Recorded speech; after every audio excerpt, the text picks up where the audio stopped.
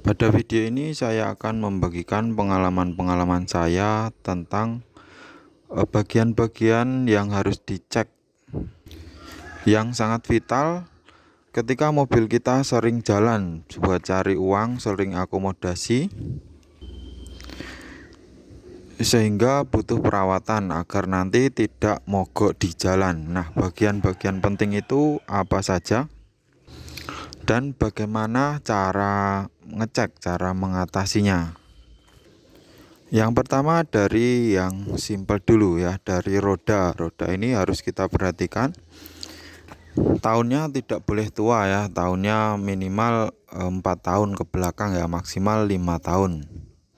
Maksimal 5 tahun. Jangan sampai lebih, karena kalau lebih sering pecah di jalan ya. Umur 6 tahun dengan merek yang pas-pasan nanti akan pecah di jalan. Kemudian yang kedua adalah bagian kampas rem. Kampas rem ini cara ngeceknya seperti ini. Nah, di sini kita bisa menggunakan jangka waktu ya. Misalnya kita rutin Jogja Jakarta gitu. Bisa dicek setahun sekali sambil dibersihkan atau sambil diservis, biasanya dicek ya. Atau ada lagi cara yang satunya, kita ngecek dari minyak rem. Nah, ketika minyak rem habis ganti kampas, habis servis kan biasanya diisi maksimal ya.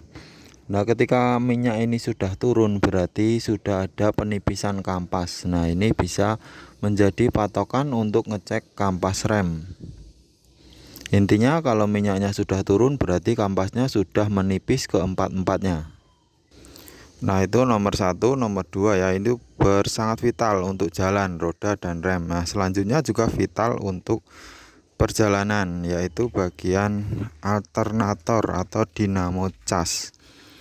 Nah, ini sangat-sangat penting. Ini kalau karbon berasnya habis, mobil tidak bisa jalan, tidak bisa ngisi aki. Maka harus kita kontrol setiap ini 2 tahun sekali, berani ya, untuk perjalanan travel jarak jauh ini 2 tahun berani ngecek ini, karena konstan dia muternya. Cara ceknya harus dilepas semua dan dicek karbon berasnya sudah habis belum. Kalau sudah habis di jalan nanti akan kesulitan kita memperbaikinya. Lebih baik ketika waktu senggang kita bongkar sendiri atau bawa ke bengkel disuruh ngecek ya, harusnya masih tebal. Karbon brush itu seperti ini ya, dia yang menghidupkan alternator. Jadi alternator itu ada karbon brushnya untuk memberi suplai 12 volt agar alternator itu bisa bekerja. Kalau ininya habis, tentunya alternator mati juga. Walaupun ada penyebab lain dari alternator sendiri yang spoolnya kebakar, namun kemungkinannya itu sudah di luar prediksi kita ya. Kita tidak tahu kapan alternator itu terbakar. Yang kita bisa kontrol hanya ininya saja. Kemudian yang keempat adalah kipas radiator, teman-teman ya.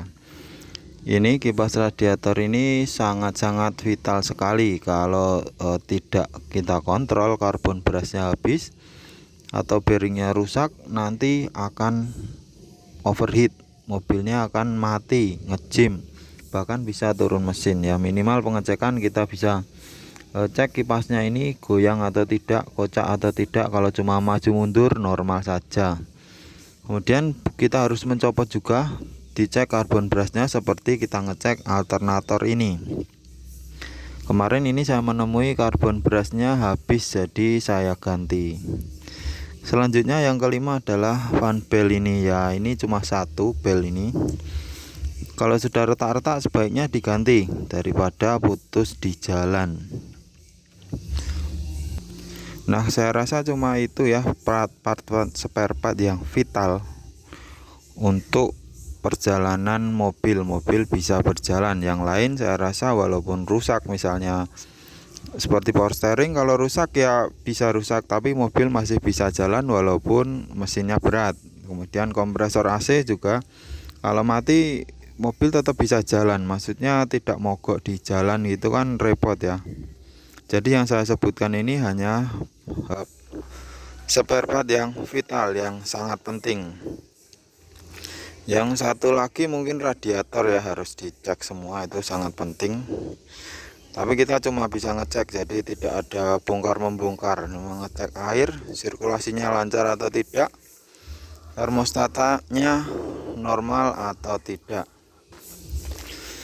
dengan cara kita buka di sini ya. Ditunggu saja posisi dingin sampai panas, dibuka. Nanti ketika panas harusnya muter kencang. Di sini kelihatan sirkulasi perputarannya. Itu untuk ngecek termostat. Nah, kalau ada dari teman-teman spare part apa yang harus dicek ketika kita jalan jauh, silahkan ketik di kolom komentar ya. Barangkali ada yang kelewatan dari saya.